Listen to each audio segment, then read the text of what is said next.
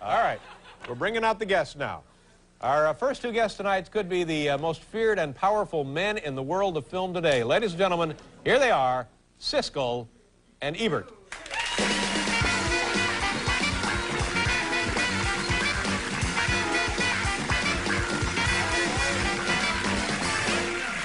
Here they are. Man alive. I think that's true. I think that you guys form the most respected, or certainly the most observed opinion on film in America today. Wouldn't you say that's true? I would agree exactly with that. Why, thank you, David. Yeah. Let's talk about the big PC, the NC-17. What is that? What are you looking at me for? Which one of you guys knows about this? It's a boring question. I thought you should handle it. Oh, I'd be This happy is a to. boring question? It stands for, NC-17 stands for no children under 17, and Right. this is a rating that completely replaces the X. Right. Now, what was the confusion there about the X? Well, the X, I think, was totally co-opted by hardcore pornographers, so that everybody in America thought that an X meant it was a hardcore picture. Therefore, if you didn't get an R and you made a mainstream picture, there was no place you could release it, no place you could advertise it, because the X was the kiss of death, so to speak. Yeah. So, but now how do we designate a film that may have graphic sex in it? That's still the NC-17? Well, that would be NC-17. I want to know what to look for. That is what would be I'm saying. NC-17, but can't you just see all these dirty old guys in raincoats lining up to see an NC-17 movie? It doesn't sound quite right. It's silly. What are the ratings now? You have the P. Are there still any P movies? You start out with the G. Oh, G. You don't have a P. I could have sworn I had seen a P still movie. working on that rating. All right, now. G. G, okay, and then PG. PG, yeah. Now PG-13. Now, wait a minute, what's the G? That's general. General. And everybody, yes. Okay, and then the PG, that's... Parental guidance. Parental there guidance. might be something in it that might disturb you. Yeah, all right. And A then... couple of swear words. And PG-13. PG-13. More intense, some Yeah. nudity. Yeah. R, you're getting into heavier language, sexually I don't- explicit language, and you'll see some nudity there. Now, I don't think you have any nudity in PG-13 unless it's on a dog or No, something. you'll see a breast. You'll see a woman's breast in PG-13. Really? Yep. Now, what is the committee who ranks these films, who rates these films, what are they more sensitive to, sex or violence? Sex. Really? Yeah. Yeah, and what about language? Insensitive. I think that probably the thing that ticks off everybody, even so-called liberals, is the language. You know, they walk in and they see in a youthful film some youthful character say a swear word.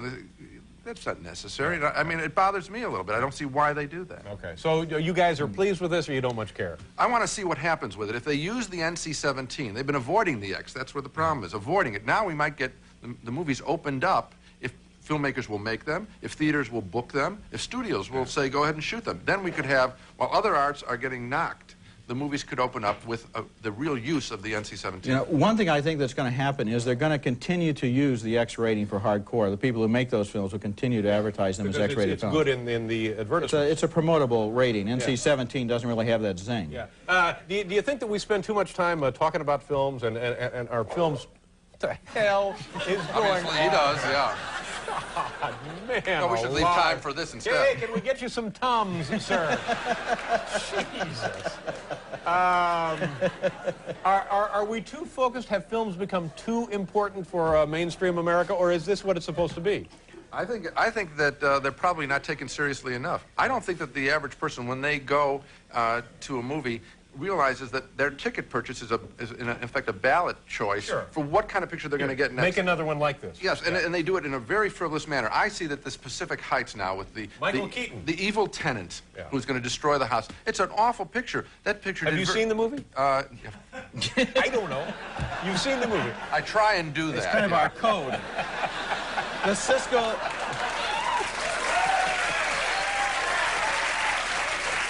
It's the Siskel... Final appearance, ladies and gentlemen, right here. Final appearance. No. Hey. Robotic.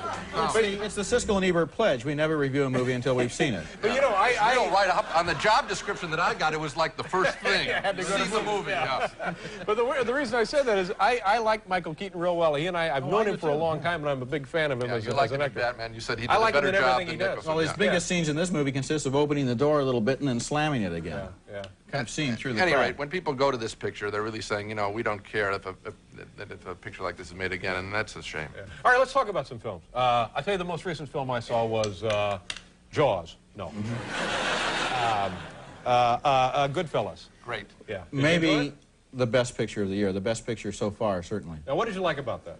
What did I like about it? I liked everything about it, but in particular, I liked the way that Scorsese deals with tiny details. He doesn't just show you something, he shows you how it's built up. For example, when they're in prison cooking their steaks, he shows you how thin they're slicing the garlic. In other words, you can really feel how happy they are to be having this wonderful meal and how they're having a great time in prison. Yeah. I like the way it stood the gangster film on its head in terms of condemning these guys. I mean, the gangster pictures really get a pass. Even David Mamet made a gangster picture that was a fable. These are now become lovable characters since The Godfather, and these guys are not lovable. They're awful. They're scum. Cruds. They're animals. They're cruds. Animals. My word, cruds. You got it.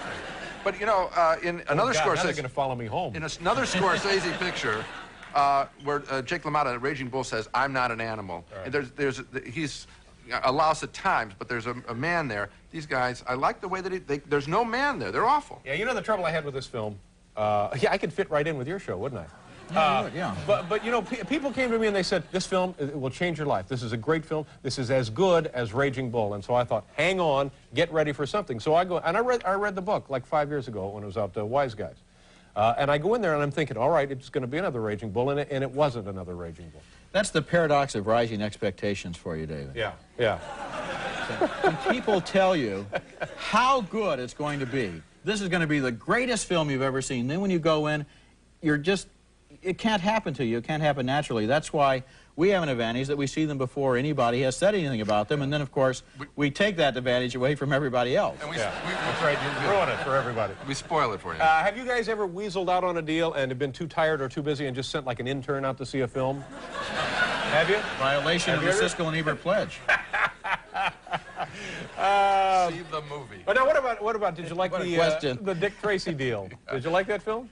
I liked it. Yeah, it was all right. I didn't care for Beatty in it. That was, I thought, the weakest part. His character was kind of a wimp. Yeah, well, he really didn't have much to do with the film. He was only Dick Tracy. Seemed like the rest of it okay. Everything else was all right.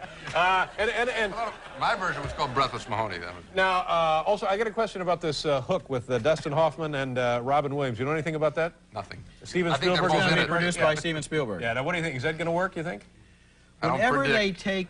Oh, I'm sorry. Go ahead, Gene. It was a boring question. I didn't mean to, he obviously had an answer Yeah. that Okay, he go was ahead. eager to Yeah. share with us. Where so. were we? Roger was... Oh, I was going to say, oh, I'm sorry. Whenever they take something that you already know, and they, like The Wiz, or Zardoz, or Hook, then you know that they're kind of trying to jazz it up, Yeah, and usually yeah. the magic is lost. Yeah, ain't going to work. Now, what about the... no reason to see that. What about Godfather 3? Opening Christmas Day. That's a sure is going to be a blockbuster. Now, that's got to be Save my good, Easter right? eggs for that one if I were you. Well, what do you mean? Well, I mean, I don't think it will open at Christmas. Well, no, they're saying Christmas Day. Well, I hope so. Yeah. I've got my fingers crossed because he's a great director. Yeah, now see, this is like a movie that you would wait 5, 6, 7 years to go see, don't you think? And have. Yeah, absolutely. All right, boys, nice to see you. Thank you. If I don't see you by Labor Day, have a great summer, or whatever that is. Siskel and Ebert, ladies and gentlemen. We'll be right back here.